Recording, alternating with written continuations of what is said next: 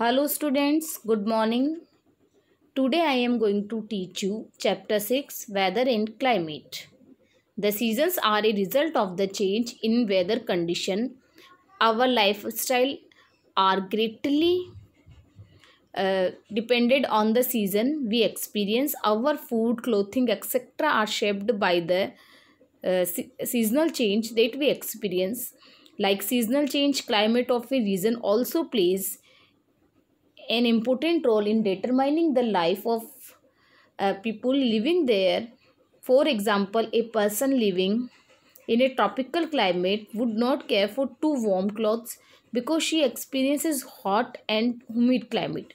On the other hand, a person living in the tundra region would buy warm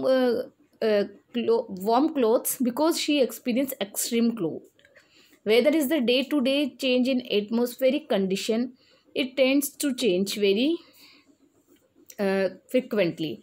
Climate, on the other hand, is a long-term evolution of the atmospheric condition prevailing in a particular region. तो students, सबसे बड़ी बात यह है कि जो weather जो होता है, जो सीजन्स जो होता है, ये the seasons are a result of the change in weather condition.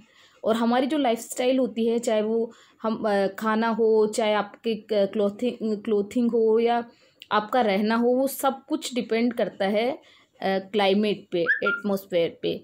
For example, tropical climate पे रहने वाला जो इंसान होगा वो गर्म कपड़ों की परवाह भी नहीं करेगा, ना पहनेगा, बिकॉज वहाँ का जो एटमॉस्फेयर होता है, वहाँ का जो क्लाइमेट होता है ऑलरेडी हॉट और ह्यूमिड होता है. तो आपको गर्म कपड़े गर्मी में रहने वाले क्लाइमेट में तो नीड नहीं रहेगी.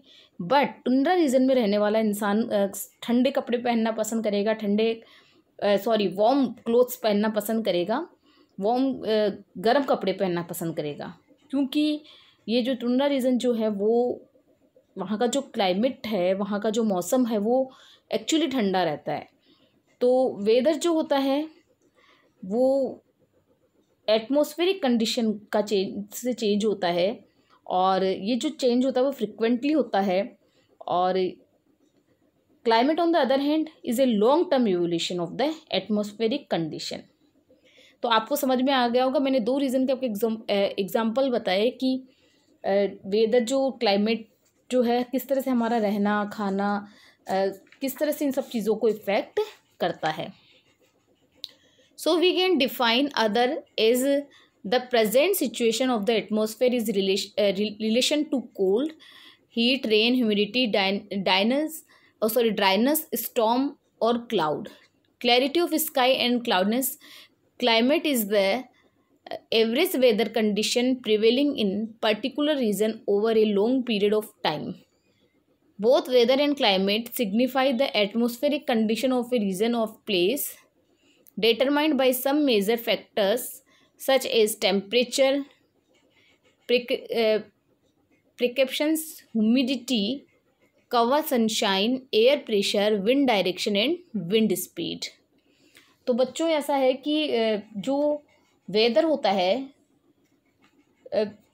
Weather present situation of the atmosphere is relation to cold, heat, rain, humidity, dryness, storm, cloud, clarity of sky और क्लाउडनेस. क्लाइमेट जो होती है, वेदर कंडीशन होती है एक तरह से.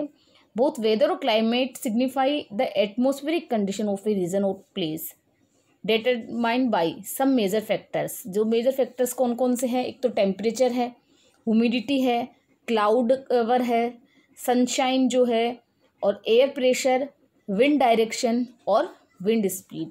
ये जो है ये फैक्टर्स हैं और वेदर क्लाइमेट को इफ़ेक्ट करने वाले. अब जो what causes changes in the climate condition, climatic condition में के कारण क्या है चेंज होने के? तो heat from sunlight, air temperature and water bodies are the main factors affecting the climate and temperature of a place.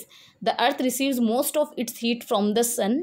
The sun rays are parallel when they each reach the earth, but due to the tilt of the earth on its axis, the rays do not heat up the earth uniformly. Some parts of the earth get more sunlight and hence they get heated more. When where areas other part receive poor sunlight and hence remain cool, the earth rotates on its axis and continuously revolve around the sun. To this motion expose different part of the earth to the sun at different times of the year and hence the change of seasons it's experienced. आपको ये बात पता होनी चाहिए कि क्या क्या क्या कॉजेज़ जो है, क्या क्या फैक्टर है, किन कारणों से जो वेदर कंडीशन है वो चेंज होती है। तो मैं बता दूं आपको कि सनलाइट हुआ, एयर टेम्परेचर हुआ, और बहुत से जैसे हवा का दबाव जो हुआ वो हुआ, कई चीज़ें हैं। जैसे कि अर्थ जो है अपने रोटेट करती है अपने एक्सिस पे, और जब वो सन के पास में नज़दीक होती है तो जो एरिया पे डायरेक्ट सन रेज ज़्यादा पड़ रही है तो वो एरिया उस एरिया में गर्मी ज़्यादा होंगी जहाँ पे सन रेज डायरेक्ट पड़ रही है। और जो नीचे दिए गए हैं ये ऑरेंज जो वर्ड्स हैं, जैसे कि equator the biggest gainer of sunlight. The equator receives maximum sunlight throughout the year. पूरे साल जो सबसे ज़्यादा सनलाइट है वो इक्वेटर पे पड़ती है। The sun rays directly fall on the equator and hence it remains hot. As we move up down the equator to the amount of direct sunlight reduce. These areas receive the slanting rays of the sun. Further, the rays near the poles are scattered over a large area. Where areas the equator, same amount of sun rays is concentrated on a smaller area. Hence, areas near the poles cooler than those near the equator. अब जो equator है सबसे बड़ा sunlight गैनर है, यहाँ सबसे ज़्यादा जो सनरेज है वो सबसे ज़्यादा सनरेज, यहाँ सनलाइट सबसे ज़्यादा पड़ती है। अब how high are we from the sea level. जितना सी लेवल जो होगा आपका, the altitude at which we live determines the amount of chill we feel. The air pressure is the high at the sea level. जो air pressure जो है वो high होगा sea level पे। As we move up from the sea level the air pressure tend to decrease. It expand due to low pressure and gets colder. जैसे जैसे हम sea level से हाई अप जाते जाएंगे तो हमें ठंड महसूस होगी। आपने कभी महसूस किया होगा कि जो हिल स्टेशन जो होते हैं जिसकी ऑल्टीट्यूड जो ज़्यादा होता है सी लेवल से, वहाँ मोस्टली नहीं, ऑलमोस्ट हमेशा ही सर्दी रहती है। जैसे कि जो भी हिल स्टेशन है वो सी लेवल से उनका ऑल्टीट्यूड ज़्यादा है, तो देन वहाँ आपको महसूस होगा कि वहाँ ठंड होती है। तो ये हवा का जो दबाव होता है और सी लेवल की जो दूरी होती है, ये भी जो क्लाइमेट को, आपके वेदर को अफेक्ट करता है। Distance from the sea. Water gets heated and cool slowly then the land. Water जो है ये water gets heated and cool slowly then the land. ज़मीन की अपेक्षा पानी धीरे धीरे, मतलब ये प्रोसेस चलता है, पानी धीरे गर्म होता है और देर से ठंडा होता है। It's summer when the land is in its summer when the land is heated by sunlight, water takes more time to get heated and hence the air movement from water bodies to the land keep the earth cool. Similarly, in winter, while land cools down fast, water cools at a relatively slower pace at the air movement from land to sea moderate temperature. Hence, area need the sea are warmer in winter and colder in summer. अब देखिए सबसे बड़ी बात यह है कि जो distance from the सी भी एक बड़ा फैक्टर है, क्योंकि जो पानी है वो उसका मैंने बताया कि आपकी ज़मीन की अपेक्षा से स्लोली ये प्रोसेस चलता है ठंडा गर्म होने का। और जब ज़मीन जो है सनलाइट से गर्म हो जाती है, water take more time to get heated, उससे पानी को गर्म होने में ज़्यादा टाइम लगता है। तो एयर मूवमेंट जो है from water bodies to the land keep the earth cool.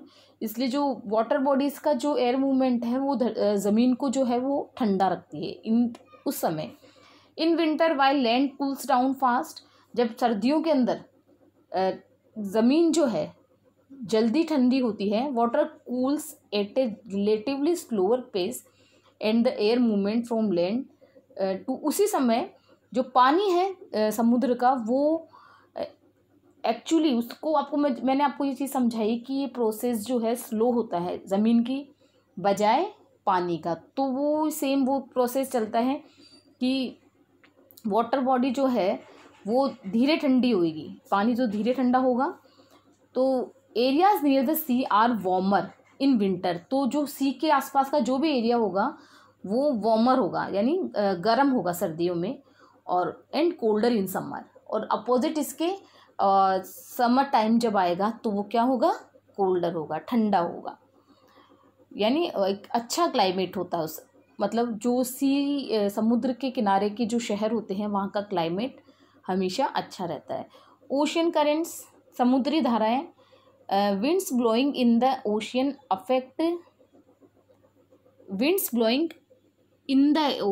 affect the climate of various regions. Ocean current can warm up or chill down regions depending upon their sources. When the warm ocean currents come to the cooler shores, they warm up the areas. On the other hand, when cold current reach warm areas, they cool those areas. अब क्या होता है कि ये जो समुद्री धाराएं होती है, wind blowing on the ocean, ये भी क्लाइमेट को, समुद्री हवाएं जो होती है, धाराएं जो होती है, वो भी एक्चुअली क्लाइमेट आसपास के एरिया के जो क्लाइमेट को चेंज करने में इसका भी बहुत इंपॉर्टेंट रोल होता है। Moisture in the air and prescriptions, अब ये है the amount of water vapour present in the air is called humidity. It regulates the prescription of the rainfall in an area. Thus it brings a change in the overall climate condition. Equatorial regions experience the highest rainfall as the air is very humid. In these regions, the cooler regions at higher altitudes experience prescriptions in the form of snowfall. अब देखिए the amount of water vapour present in the air, अगर हवाओं के अंदर water vapour होती है, आप बारिश के मौसम में हमने नोटिस किया होगा कि जो हवाएं होती हैं वो नम होती है, तो उसे ह्यूमिडिटी कहते हैं। आपने देखा होगा कपड़े अगर आपने सुखाने के लिए डाले हैं तो भी वो नरम, जो नम हवाएं होती हैं वो मतलब उनके अंदर वाटर वेपर होता है, पानी की कुछ बूंदें होती हैं। It regulates the rainfall in area, ज़्यादातर कौन से एरियाज होते हैं जहाँ बारिश होती है। It brings A change the overall climate, ये पूरे क्लाइमेट को चेंज करने की इनमें क्षमता होती है। और इसलिए equatorial region experience the highest rainfall as the air is very humid in this region. The cooler region at higher altitude experience prescription in the form of snowfall. तो हमने ये क्लाइमेटिक कंडीशन को इफ़ेक्ट करने वाले factors के बारे में जाना, जैसे कि equator the biggest gainer of sunlight, है ना, how high are we from the sea level. एक तो ये है कि सनलाइट जो है वो किसी भी मौसम को चेंज कर, किसी भी वेदर का इफ़ेक्ट, मतलब वेदर पर आप ये कह सकते हो कि वेदर को इफ़ेक्ट करने की कैपेसिटी होती है। एक तो सनलाइट में, जहाँ सनलाइट ज़्यादा पड़ती होगी वहाँ गर्मी होंगी, ठीक है। एक सी लेवल जो होता है ऑल्टीट्यूड, एक डिस्टेंस फ्रॉम द सी, एक ओशियन करंट्स, एक मॉइस्चराइज़र इन द एयर यानी ह्यूमिडिटी, ये सब फैक्टर्स हैं क्लाइमेटिक चेंज करने का, क्लाइमेटिक कंडीशंस जिसके ऊपर पूरी तरह से हमारा क्लाइमेट जो होता है डिपेंड होती है, मतलब डिपेंड होता है कि किन किन कारणों से आपका क्लाइमेट कैसा कैसा होता है। तो ये सब चीज़ें हैं। बाकी हाफ चैप्टर हम कल स्टडी करेंगे students. Thanks for watching this video. Good bye.